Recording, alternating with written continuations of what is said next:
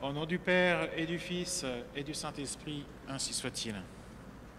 Bien chers fidèles, nous voici donc arrivés à la solennité des solennités, la grande fête de Pâques, de la résurrection de notre Seigneur Jésus-Christ.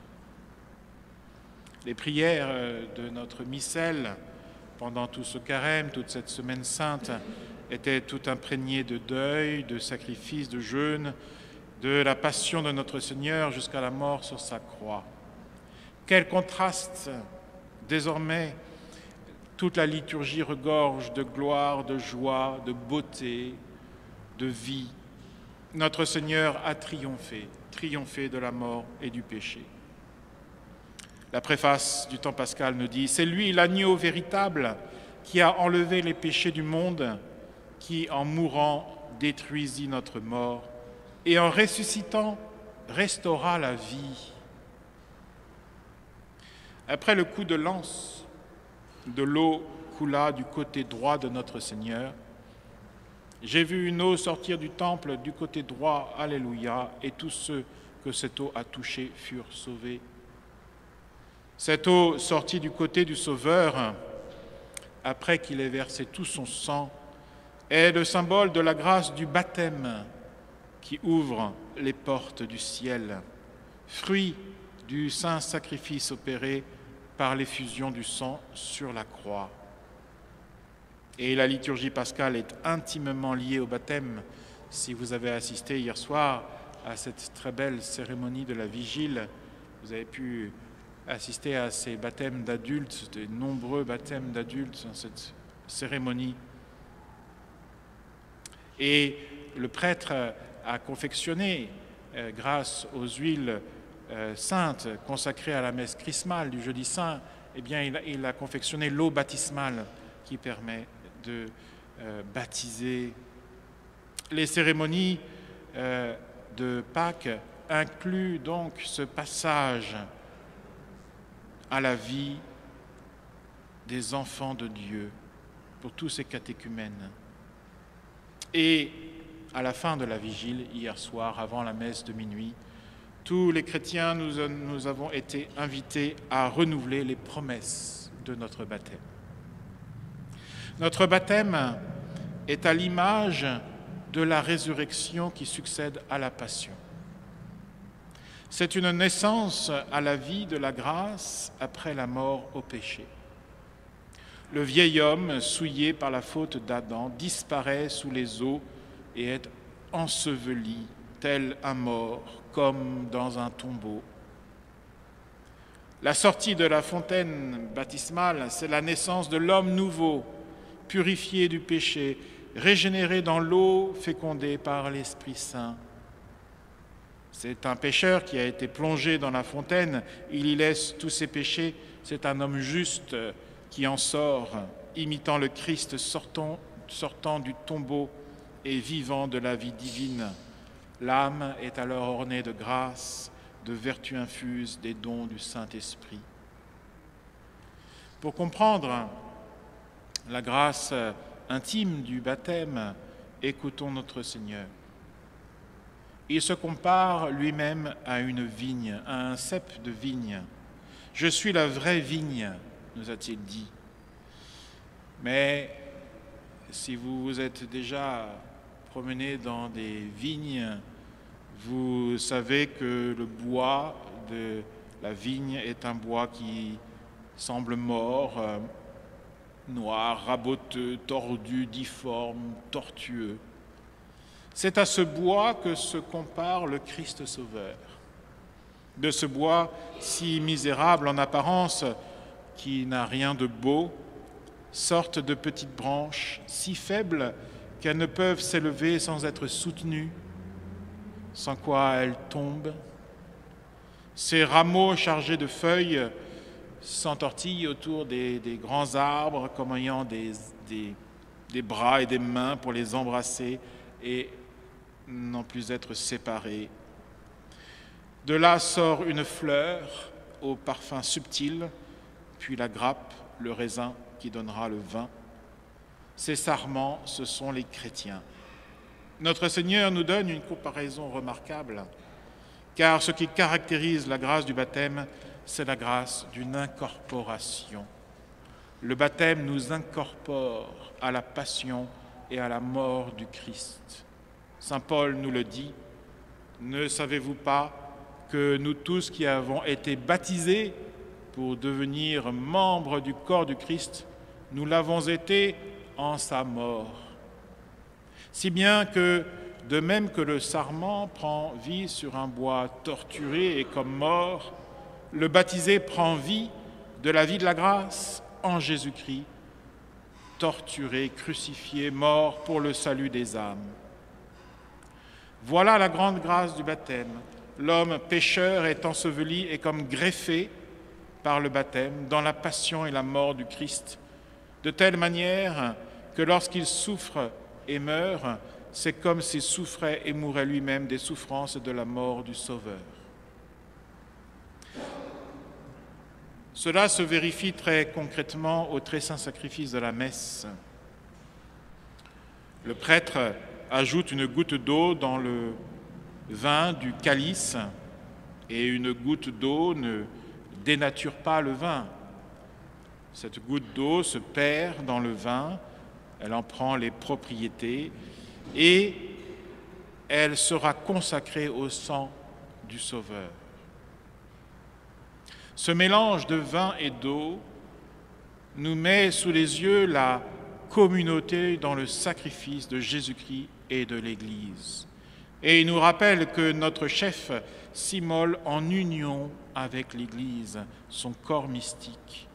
Le baptisé a cette grâce inouïe d'être si intimement associé à la passion et à la mort du Sauveur, comme cette goutte d'eau, mêlée au vin et consacrée avec le vin, qu'aux yeux de Dieu, il n'apparaît qu'une seule souffrance quand nous y mêlons les nôtres, qu'une seule mort quand nous lui offrons la nôtre. On peut vraiment dire que tout baptisé peut s'approprier comme étant sienne la passion et la mort du Christ qui a satisfait pour le péché et pour toutes les dettes du péché. Par notre baptême, nous avons le droit de nous présenter devant le Père éternel, de parler au nom de son Fils, de solliciter avec lui, avec une confiance absolue, tout ce dont nous avons besoin pour notre salut de notre âme. Quelle grâce, bien chers fidèles, quelle dimension extraordinaire nos petites croix ne vont-elles pas alors prendre? Un poids d'éternité surnaturelle qui nous dépasse totalement. Seul le baptisé peut offrir ce sacrifice en son nom, car il a été greffé sur le sacrifice de la croix du Seigneur. Certes, il faut être prêtre pour avoir le pouvoir de consacrer et d'offrir le sacrifice in persona Christi, en la personne du Christ, dans le sacrement, mais tout baptisé peut offrir spirituellement le sacrifice de la messe en union avec le prêtre qui célèbre. Privilège qui fait la dignité du chrétien. Le baptisé uni à la croix du Sauveur, comme le sarment qui va bientôt donner son fruit, en recevra tous les fruits abondants de satisfaction, de propitiation et de charité. Notre Seigneur nous dit encore « Demeurez en moi et moi en vous, comme le sarment ne peut porter de fruits de lui-même s'il ne demeure uni au cep. Vous ne le pouvez non plus si vous ne demeurez en moi. » Comme les sarments qui reçoivent la vie du cep, les baptisés greffés sur le Christ reçoivent de lui la vie de la grâce céleste pour vivre des vertus chrétiennes et des dons du Saint-Esprit. Connaître que notre vie est hantée dans le Christ, qu'il est la racine où nous puisons sans cesse la vie, la tête qui influe sur tout le corps, c'est une vérité capitale de notre foi. C'est là la plus grande grâce que Dieu pouvait faire aux hommes. Le Fils, demeurant un avec le Père, se fait un avec nous. Toute l'ascèse chrétienne dérive de la grâce baptismale. Lorsque le chrétien porte sa croix à l'imitation de notre Seigneur, la grâce de son baptême jaillit comme une sève du fond de son âme, où le caractère de baptisé demeure gravé, indélébile.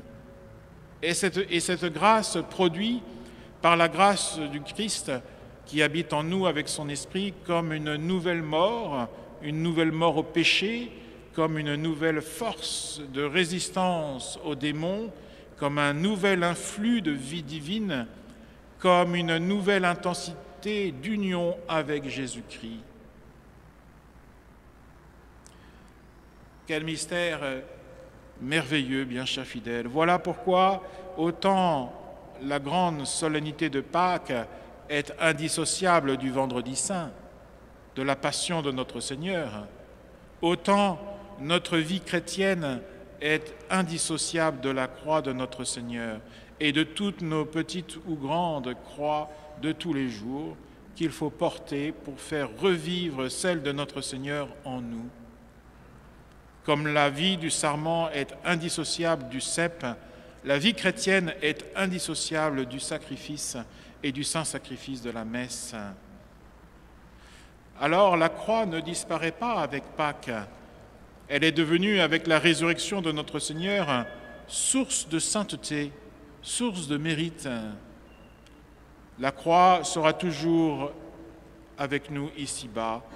Mais par le mystère de Pâques, nous apprenons à la porter et même à l'aimer. Non pas qu'elle soit aimable en elle-même, mais parce que nous comprenons que la croix est un moyen de sanctification et d'extension du règne de notre Seigneur et de la gloire de Dieu. La croix portée est alors de fait bien moins lourde que si on tente de la refuser, car pour celui qui aime, une facilité toute surnaturelle la lui rend légère à porter.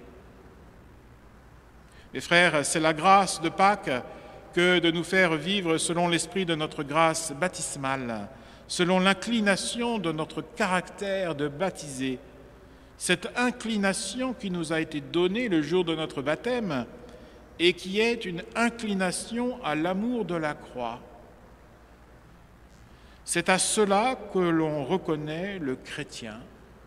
C'est cela qui nous distingue du païen, comme au temps des martyrs qui vivaient de cette grâce d'amour de la croix jusqu'à la folie de la croix. Voyez un saint André qui disait « Salut ô croix consacrée par le corps du Christ » et il embrassait cette croix sur laquelle il allait mourir martyr. Le chrétien possède tout pour comprendre que la croix est une preuve d'amour, qui, acceptée et offerte, est source de paix, de salut et de vie éternelle. Saint Paul nous dit, si nous avons été greffés sur le Christ par sa ressemblance de sa mort, nous le serons aussi par celle de sa résurrection. À nous le vendredi saint pour avoir notre propre Pâques. Mes frères, soyons fidèles aux promesses de notre baptême qui nous a greffés sur la croix de notre Seigneur. Alors nous ressusciterons avec le Christ à une vie nouvelle, dès ici-bas, à une vie toute de charité, dont l'acte principal est le sacrifice, et au ciel, dans la gloire, pour l'éternité, par la vision béatifique. Ainsi soit-il. Au nom du Père, et du Fils, et du Saint-Esprit, ainsi soit-il.